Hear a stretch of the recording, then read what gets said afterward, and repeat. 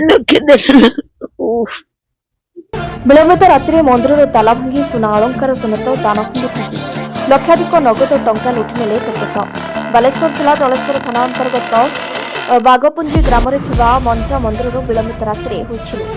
ଆଜି ସକାଳେ ପରିବାର ଲୋକେ ମନ୍ଦିରର ତାଲା ଭଙ୍ଗା ଥିବା ଦେଖି ପୋଲିସକୁ ଖବର ଦେଇଥିଲେ।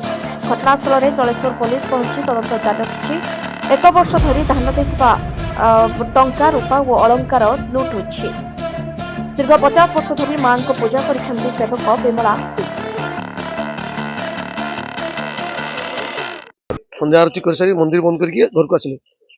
आज भोर 4:30 मो भाउज मंदिर की सेवा करने झाटाझुटी सफा करने देखले तो ताला भंगा ही हठात समस्त डाकिले आम देखला मंदिर माँ पाखे किसी जिनस ना पाखापाखि रूपा थिला 1.5 kg, सोना थिला 300 ग्राम, टंका 2 लाख पाखापाखि दान बाक्स जेहेतु 1600 पूजा आसला फेब्रुआरी 17 तारीख फाइनाल होता से आम बहुत दुखित जे आम बर्तमान सब जिन माँ को किसी जिनस ना 8ଟା 8:30ରେ ଯାଇଛି ଚାବି ଏକା ଦେଇକି ଯାଇଛି।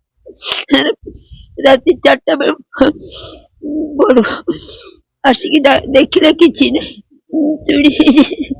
ମାଙ୍କ ଦେହରେ ଯେତିକ ଥିଲା ନାକ ରୂପା ଥିଲା, ସୁନା ଥିଲା, ଦିଟା ହାର ଥିଲା, ହାତର ବାହୁଟି ଚୁଡ଼ି ଥିଲା।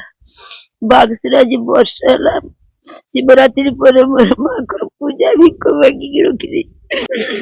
ଆଉ ସବୁ ନେଇଯାଏ।